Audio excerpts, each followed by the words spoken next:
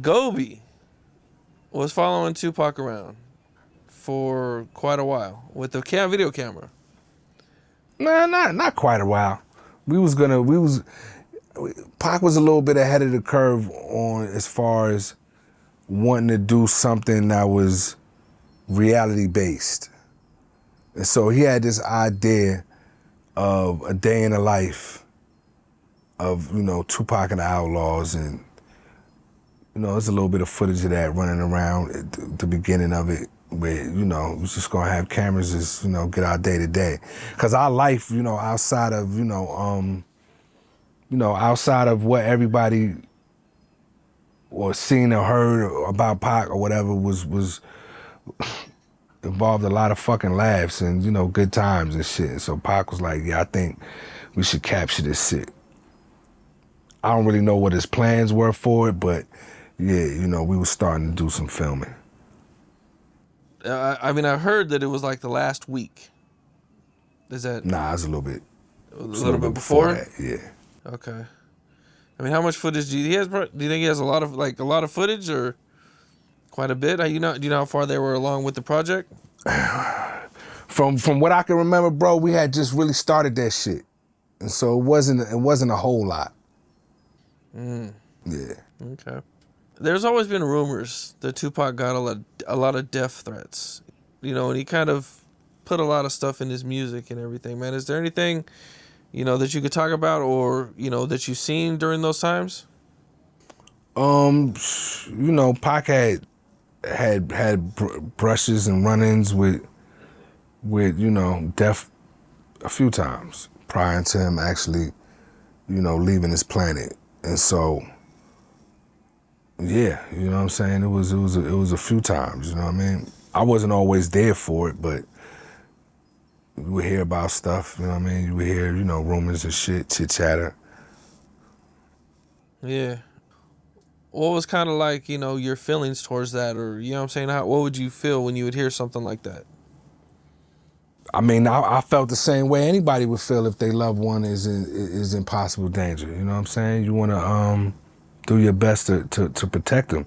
You want to make sure anybody who has plans to bring him any harm are failures at it, and they're not successful in any kind of motherfucking way. So, you know what I mean? I felt like anybody else would feel like, yeah, okay. That's what y'all want to do, it's going to be a problem. How do you feel about, people, they diss him, or, I think, years after, he passed away, Funkmaster Flex went on a whole rant about him. How do you feel like when you see something like that? A lot of times it's clickbait, man, because cats know if they say Pac's name, if they talk about Tupac, if they, just saying his name going to get you likes. Just being able to put in the heading, Funkmaster Flex says this about Tupac, it's gonna absolutely get views and looks and likes and all of that type of shit. And, I see somewhere that you had problems getting on the radio in New York or something? Oh, yeah. We pretty much was blackballed from New York radio. That's kind of crazy. Yeah. And then you had one of the best publicists or the best publicist or something? And we had a pretty good publicist, man. We had a pretty good publicist that couldn't get us on any major New York radio station. How did you guys feel when that was going on? It fucking sucked, especially because we all grew up listening to New York radio. You got to understand, we on East Coast.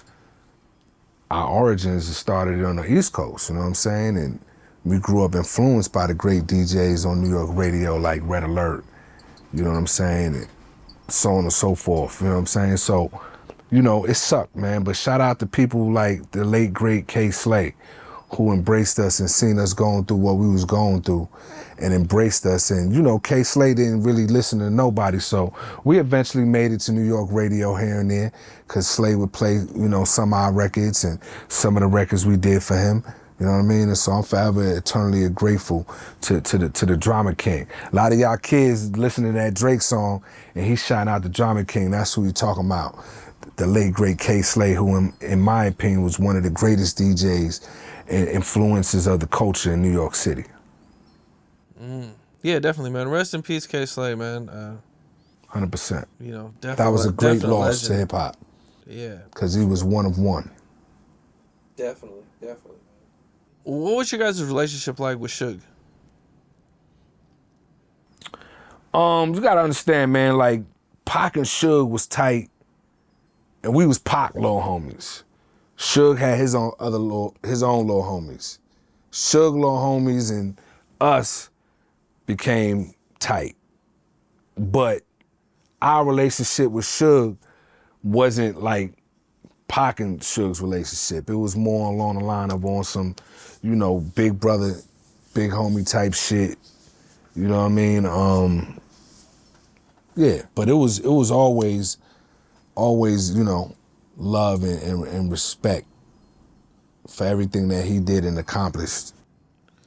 I mean, they say that Suge and Tupac just clicked. Mm-hmm. You know what I'm saying? What was, you know what I'm saying, seeing them hang out, they say that it would seem like they knew each other forever. Yeah, man, they had a very good working relationship, man. Especially because, like I said, Pac, appreciated what Suge did. He put his neck on the line, and the whole Death Row as a family embraced Tupac and embraced us, and genuinely wanted to see Pac win. And so their relationship was, tight. You know what I'm saying? They had a lot of good times together.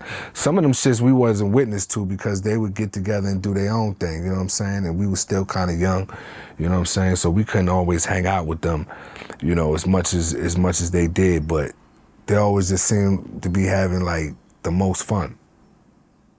Okay. Yeah, I mean, I seen videos of them. Yeah, always laughing, always jovial, you know what I mean? Always cracking jokes on each other, you know what I'm saying? And yeah. Okay. It was dope to see them together. You guys released the album, Still I Rise. Mm-hmm. How much of that album was finished before Pretty much podcast? none of it. It was in pieces. You know what I'm saying? We were starting on the process of doing our album, and we were creating songs, and we would just work.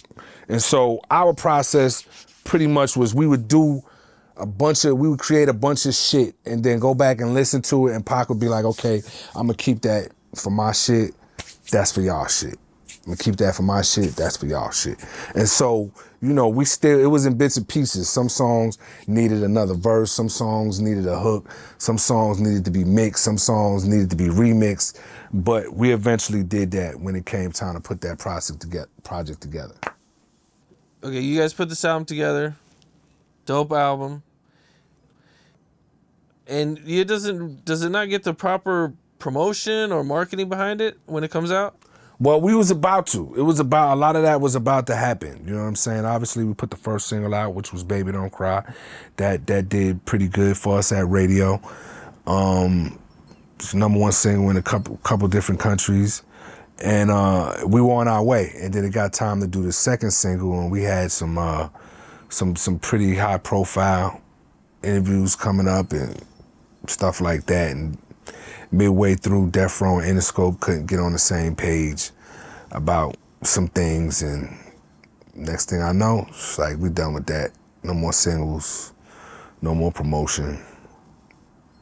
Man. On to the next. Damn. Mm-hmm.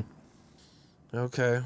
I remember a lot of people were kind of, I don't know, at least from a fan's perspective, when people were remaking the Tupac songs and the Tupac albums, they used a lot of new beats. They would redo the beats to kind of make it current. But they never went back and got any of the original producers that produced the track. That's not true. That's not true? Mm-mm, okay. No. Mm-mm. Can you talk about that a little bit?